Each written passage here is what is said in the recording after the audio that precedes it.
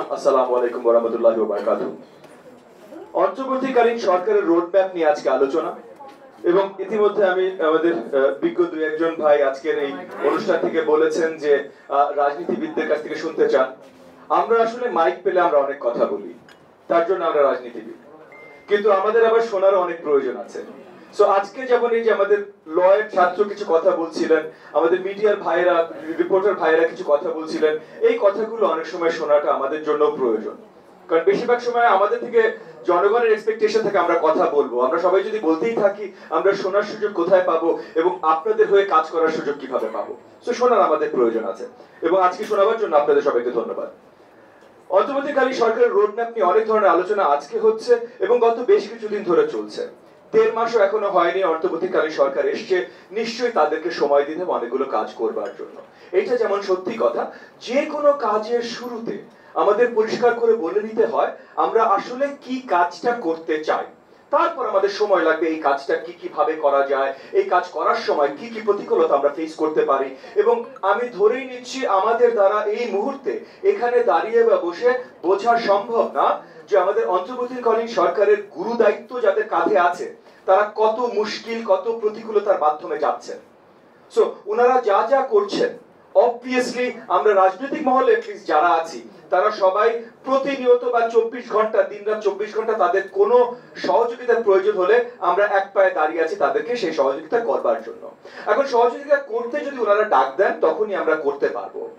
এখন ওনাদের যতটাই সময় লাগবে, অন্তর্বর্তীকালীন সরকারের দায়িত্ব ইউজুয়ালি একটা হয় জনগণের সরকার এনে দেয়া। সো জনগণের সরকার এনে দিতে হলে আসলে একটা নির্বাচন লাগবে। নির্বাচন তাড়াহুড়া করে না ভাই, কারণ স্বচ্ছ নির্বাচন লাগবে। আমরা 15.5 বছর অপেক্ষা করেছি একটা ভালো নির্বাচনের, দরকার হলে আরো 1 বছর অপেক্ষা করবে একটা ভালো নির্বাচনের, কিন্তু নির্বাচন ভালো হইতে হবে। নির্বাচন বাদে মানে নির্বাচনের জন্য যে রিফর্ম গুলো প্রয়োজন, এই ব্যতীত এটা ছাড়া অন্য কোন রিফর্ম কিন্তু আসলে অন্তর্বর্তীকালীন সরকারের দায়িত্ব হবার কথা না।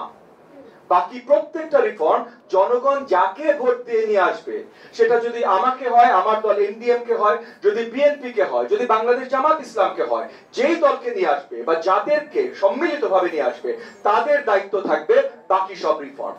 সো এখন যদি অন্তর্বর্তীকালীন সরকারের দায়িত্ব হয় নির্বাচন রিলেটেড যত রিফর্ম, তাহলে ওনারা যদি আরো পরিষ্কার করে আমাদের জানাতে থাকেন এবং ওনারা জানাতে চেষ্টা করছেন, এখানে এক মুহূর্ত জোরে ধরে নিয়েন না যে আমি তাদের উপরে কিছু চাপাচ্ছি, ওনারা জানাতে চেষ্টা করছেন, তবে হয়তো ওনাদের জানানোর প্রসেসটা যদি আরো স্বচ্ছ হতো, যদি আরো রেগুলার হতো এবং আরো রেগুলারিটির সাথে যদি ওনারা আমাদের সাথে বসতেন এবং আরো রেগুলারিটির সাথে যদি আপনাদের সাথেও বসতেন এবং আপনাদের সব প্রশ্ন রেগুলার উত্তর দিতে চেষ্টা করতেন, তাহলে আমরা জানতাম যে এই নির্বাচনের জন্য কি কি রিফর্ম ওনারা চিন্তা করছেন প্রয়োজন, আমাদের সাথে তখন আমরা একমত হতে পারতাম কি কি রিফর্ম আমরা চিন্তা করছি প্রয়োজন এবং এই রিফর্ম গুলো কিভাবে করে সামনে এগোনো যায়।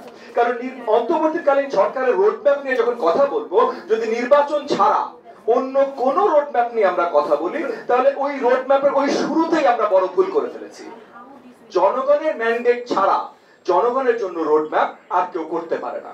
একমাত্র রোডম্যাপ হবে নির্বাচনের রোডম্যাপ, কিন্তু একে আবার পরিষ্কার করি যে যেই অবস্থায় হাসিনা সরকার রেখে গেছে, র্যান্ডম হঠাৎ করে একটা স্বচ্ছ নির্বাচন দেওয়া সম্ভব না।